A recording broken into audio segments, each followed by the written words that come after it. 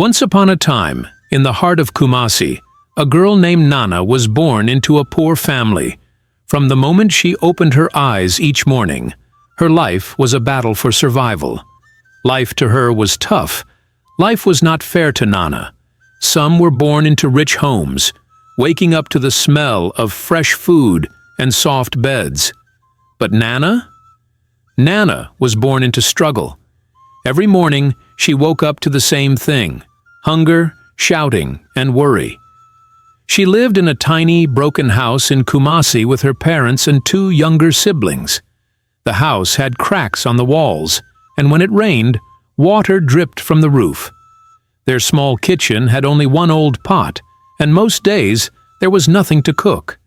Her mother, Abena, sold fruits by the roadside.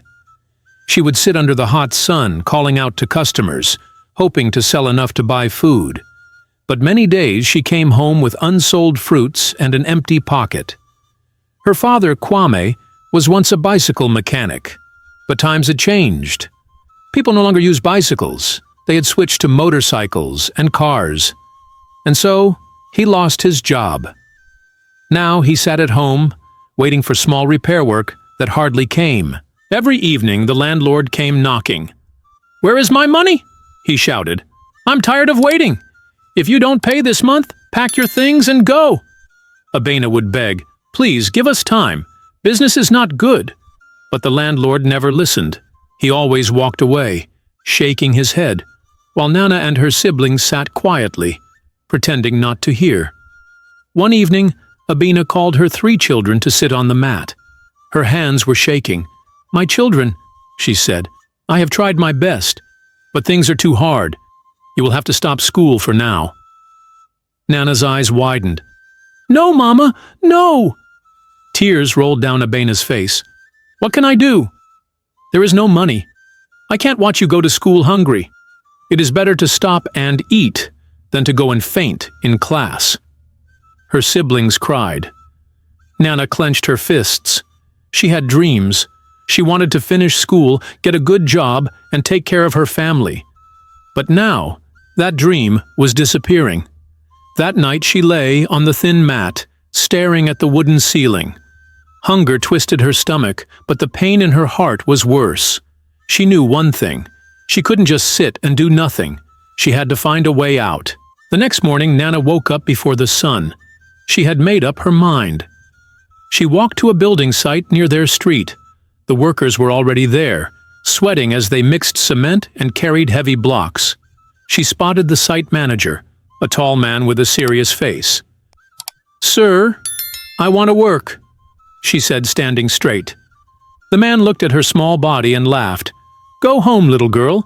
This is not work for children." "I'm not a child," Nana said. "I can fetch water for the workers." The man scratched his head. He had never seen a girl beg for this kind of job. Okay, let's see what you can do. Fetch water from the tap over there." Nana picked up the heavy bucket and walked to the tap. The first few trips were easy, but by the 10th round her arms burned. Sweat dripped from her head, but she didn't stop.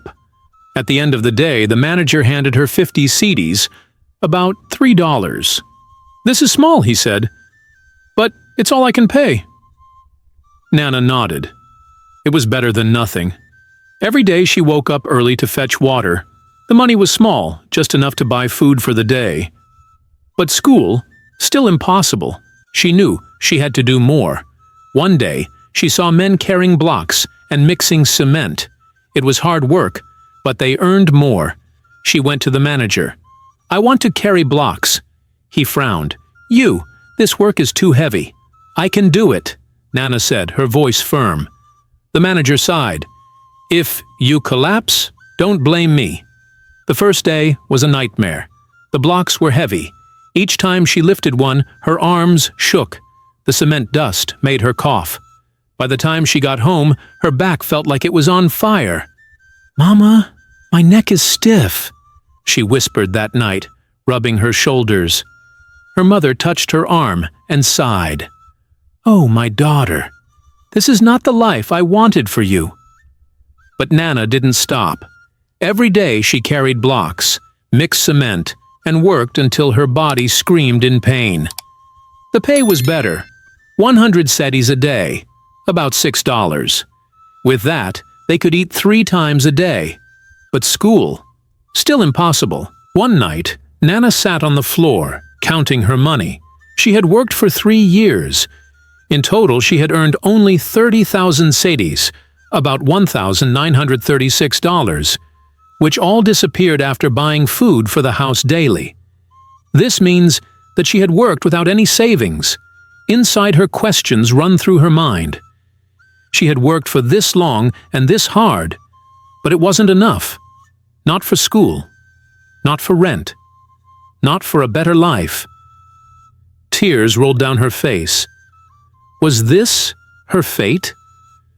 Would she carry blocks forever?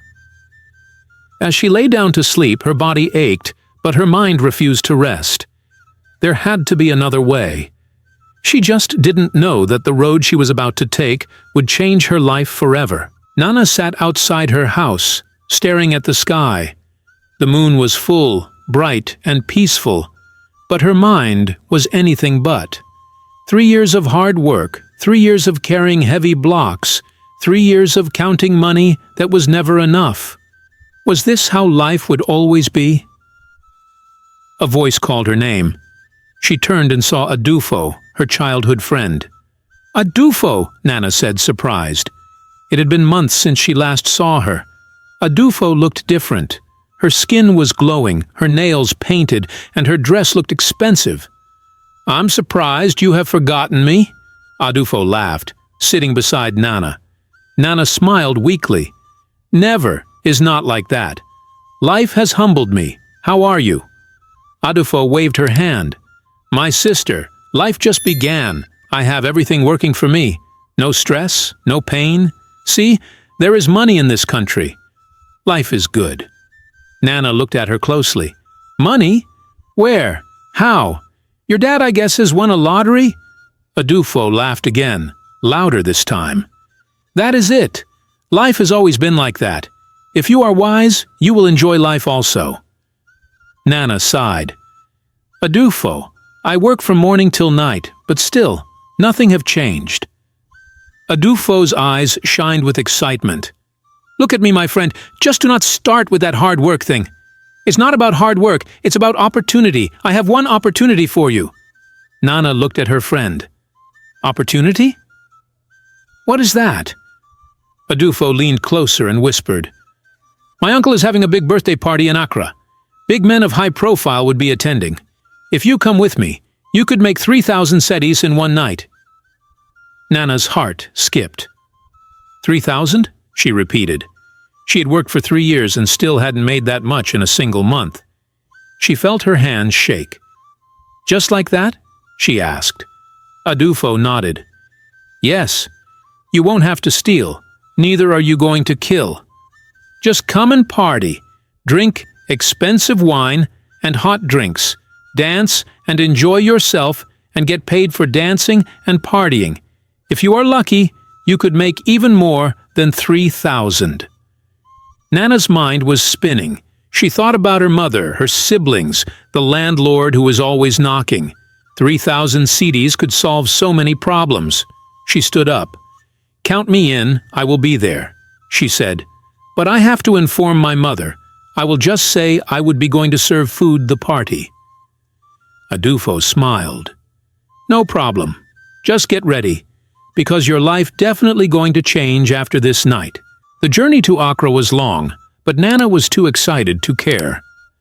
She and Adufo arrived at a huge house with tall gates. Loud music filled the air, and expensive cars lined the driveway. As soon as they stepped in, Nana felt small. The place was shining, the chandeliers on the ceiling looked like diamonds, and the smell of perfume filled the air. Adufo pulled her close. "Just relax. Enjoy yourself." Nana nodded, but she couldn't stop looking around. People laughed without worry, throwing money like it was nothing. Food was wasted on plates, drinks poured carelessly.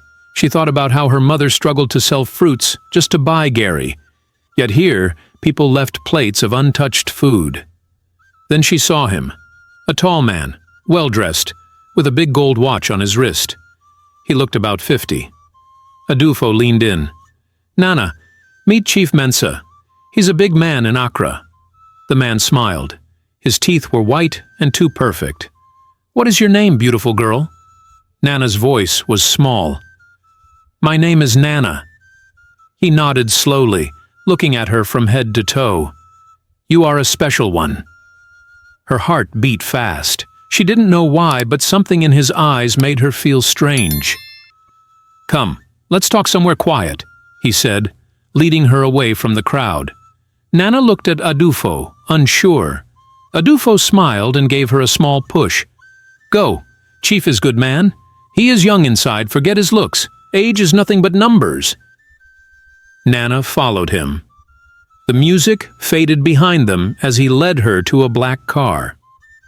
"Let's go somewhere more comfortable," Chief Mensa said. Nana hesitated. "Where are we going?" He smiled. "Just relax, my dear. You will enjoy yourself." As the car door shut, her stomach tightened. She wanted to believe this was just a normal party. She wanted to believe Adufo wouldn't lead her into trouble. But something inside her whispered that this night was about to change her life, in a way she never expected. The hotel room was cold, but Nana's body was burning with pain. She lay still on the bed, staring at the ceiling, her hands gripping the bedsheet. She felt empty, like something inside her had been stolen. Chief Mensa stood by the window, counting a bundle of cash. "You did well," he said, turning to her. "You're a smart girl." Nana said nothing. Her throat felt dry, her heart heavy. Chief Mensa walked over and dropped the money on the bed beside her. "I promised you 3,000 cedis, but take 5,000. You deserve it." She forced a smile. What else could she do? She picked up the money, feeling the weight of it in her hands. It was more than she had ever held in her life. As she left the hotel, the air outside felt different. The streets were alive, cars moving, people laughing, music playing from a nearby bar. But Nana felt far away, like she was floating in a world she no longer understood. When she got home, her mother was waiting. "Nana, why are you walking like that?" she asked, watching her closely. Nana forced herself to stand straight. "Mama, nothing really, just work stress. My body hurts from the much work at the party. Could believe the whole dishes were cleaned and washed by only the two of us." Her mother sighed. "My daughter, you work too hard. You could hurt yourself one day if you continue working like this." Nana nodded quickly. "I will rest, Mama." She walked to her mat and sat down. Her legs felt weak. 3 days passed. The pain faded, but the money was still in her hands. She looked at it, then at the empty kitchen. She stood up, tied her wrapper, and went to the market. That night, for the first time in years, her family ate well. Her siblings licked their fingers. Her mother smiled. Even her father, who barely spoke, nodded in appreciation. "Where did you get money to buy all this food?" her mother asked. Nana smiled, looking down. "The work paid off well." Her mother beamed. "God bless you, my daughter." But as Nana chewed, the food tasted different. Sweet, yet bitter. The money came easily after that night. One man turned into 2, then 3. Soon, men started whispering her name in secret places. "Have you tried Nana? She's the best." Businessmen, politicians, men in big cars, they all wanted her. Each night, she made between 1,000 to 4,000 cedis. The more money she got, the more fearless she became. She moved into her own room, bought new clothes, and even sent her siblings back to school. Her mother smiled more. The landlord stopped shouting, but her father was watching. One evening, he called her outside. The sun had set, and the sky was dark, but his eyes were full of something stronger than daylight. "Nana," he said, holding her hands, "I may have failed you, but don't let men buy you for money." Nana froze. Did he know? She forced a smile. "Papa, why are you talking like this?" Her father sighed deeply. His hands were rough, his grip firm. "A woman's body is not a market. Do not let money make you forget who you are." Nana nodded, but inside, her heart was heavy. If only he knew how many men she had already been with. She said to herself, "It is what it is. Parent would always advise you." Nana's life had changed completely. No more broken house, no more hunger. She now lived in a fine apartment with a big bed and a mirror that made her feel like a queen. She ate whatever she wanted. Jollof rice with chicken, fried fish with plantain. Her siblings were back in school. Her mother no longer looked sad. But at night, when she lay alone in her big bed, something didn't feel right. It was like a hole had opened inside her, growing bigger with each passing day. One afternoon, as she walked down the street in her high heels and fancy dress, an old woman selling oranges called out to her. "My daughter, come," the woman said. Nana frowned but walked closer. "Mama, what is that?" The old woman's eyes were deep and full of something strange. "Take care. This road you are embarking on is rough. I do not see good ending." Nana blinked, surprised. "Mama, what road?" The woman shook her head. "You know the road I'm talking about. Many ladies have passed that way before. Some never made a return. Some that returned, but were never the same again." Nana hissed and adjusted her handbag. "Mama, please, don't even start this your village sermon. I'm old enough to know what is good for me." The old woman sighed. "Well, never say no one warned you." Nana laughed and walked away, shaking her head. "Look at this woman. What does she think about me? A fool?"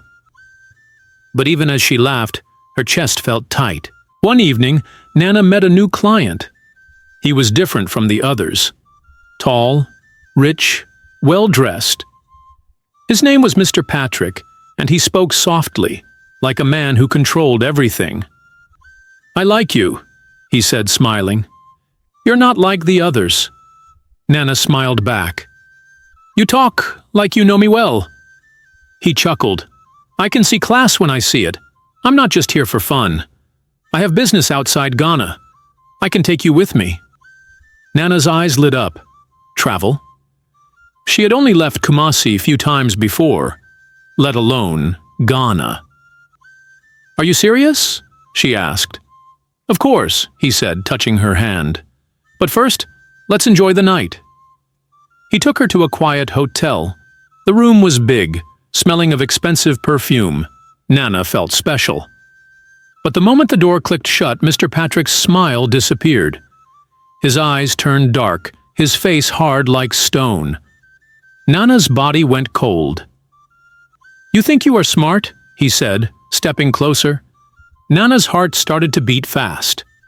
Something was wrong. "What do you mean?" she asked, her voice shaking. He pulled off his wristwatch slowly and placed it on the table. Then he turned to her, his hands tightening into fists. Fear gripped Nana's chest. She stepped back. "Mr. Patrick, please!" He grabbed her wrist. His grip was strong, painful. "I paid for the night. Now, you will have to give me what I want."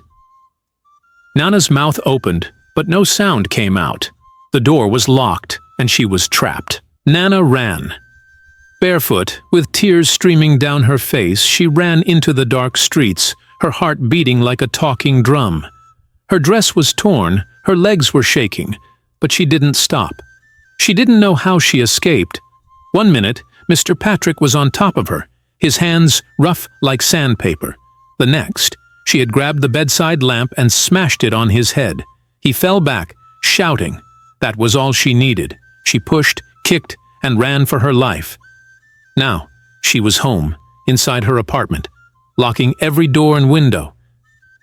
Then she collapsed on the floor and cried. Her body ached, Her mind was full of fear. God, why? Why is my life like this? She didn't sleep that night. She just sat in a corner, hugging her knees. The next morning her phone rang. She picked it up with shaky hands. Hello? A voice on the other end spoke softly, almost like it didn't want to say the words. Nana, Adufo is dead. The phone nearly fell from her hand. What did you say? She was found in a hotel room this morning, strangled. Nana felt like the world had turned upside down. Adufo, her only friend, gone? Tears filled her eyes. That could have been her. That should have been her. She didn't think twice. She grabbed her phone and dialed her mother. Mama, her voice cracked. I want to come home. Her mother's voice was soft but full of worry. My daughter, come back. Nana took a deep breath. Yes, she would leave this life behind. But just as she started packing her bags, she heard something. A noise. From behind the door. The doorknob turned. Nana's body went stiff. Before she could move, the door burst open. Two men stepped in. They were tall, strong, with hard faces. Their eyes were cold, like people who didn't know pity. Nana's stomach turned. One of them folded his arms. You think you can run a ways, just like that? The other stepped forward. You do not know who we are? Do you? Nana's hands shook. She looked at the small window in the room. Can I escape? One of them chuckled like he could read her mind. Don't even think of ruining. Her mouth felt dry. Please. I did nothing. I'm innocent. They laughed. Did Adufo do anything? Nana's legs felt weak. She wanted to run, but her body refused to move. She had made enemies without knowing. And now, they had come for her. Thank you for watching. Please subscribe to encourage me. If you want to find out what happened next in the story, comment, continue the story. Don't forget to like, subscribe, and turn on the notification bell so you won't miss the next episode.